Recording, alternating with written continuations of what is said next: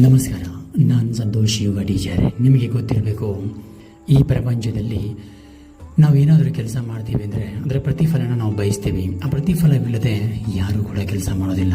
ಆದರೆ ಪ್ರತಿಫಲನೆ ಇಲ್ಲದೆ ಕೆಲಸ ಮಾಡುವಂಥ ಏಕೈಕ ತಾಯಿ ಅಂದರೆ ಈ ಭೂಮಿ ತಾಯಿ, ಈ ವೃಕ್ಷ ಮಾತೆ. ನೋಡ್ತಾ ಇರ್ಬೋದು, ಎದುರುಗಡೆ ಕಾಣುತ್ತಿರುವ ಆ ಮಹಾತಾಯಿ.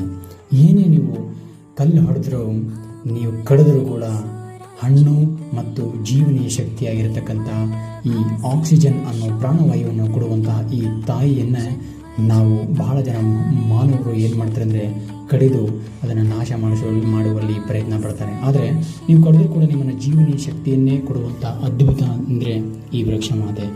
ಇತ್ತೀಚಿನ ದಿನಗಳಲ್ಲಿ ಈ ಶೆಕೆಯ ಅಂದರೆ ಬಿಸಿಲಿನ ಬೇಗೆ ಬಹಳಷ್ಟು ಆಗ್ತಾಯಿದೆ. ಈ ಉಷ್ಣಾಂಶ ಬಹಳ ಜಾಸ್ತಿ ಆಗೋದ್ರಿಂದ ಮನುಕುಲನೆ ಸರ್ವನಾಶ ಆಗುವ ಹಾದಿಯಲ್ಲಿ ಇದೆ.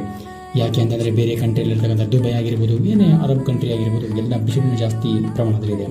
ಈಗ ನಮ್ಮ ಕರ್ನಾಟಕದಲ್ಲಿ ಕೂಡ ಅತಿ ಹೆಚ್ಚಿನ ಬಿಸಿಲು ಪ್ರಮಾಣ ಕೂಡ ಜಾಸ್ತಿ ಆಗ್ತಾ ಇದೆ. ಯಾಕೆಂದರೆ ಗಿಡಗಳ ಮಾರಣ ಹೋಮ. ರಾಜಕೀಯ ವ್ಯಕ್ತಿ ಆಗಿರ್ಬೋದು ಅಥವಾ ಯಾರೇ ಈ ರೈತ ಆಗಿರ್ಬೋದು, ರೈತಾಪಿ ವರ್ಗದವರಿಗೂ ಹೇಳ್ತಾ ಇದ್ದೀನಿ, ಅವರು ಕೂಡ ಬಹಳಷ್ಟು ಕಡಿತಿದ್ದಾರೆ. ಮರ ಗಿಡಗಳನ್ನು ಕಡಿದು ತನ್ನ ನಾಶವನ್ನು ತಾನೇ ಮಾಡ್ಕೊಳ್ತಾ ಇದ್ದಾನೆ.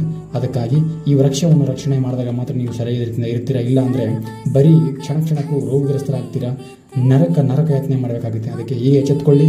ನಿಮ್ಮ ಜೀವನ ನಿಮ್ಮ ಕೈಲಿದೆ ಅಂತ ಹೇಳ್ತಾ ಎಲ್ರಿಗೂ ನಮಸ್ಕಾರ.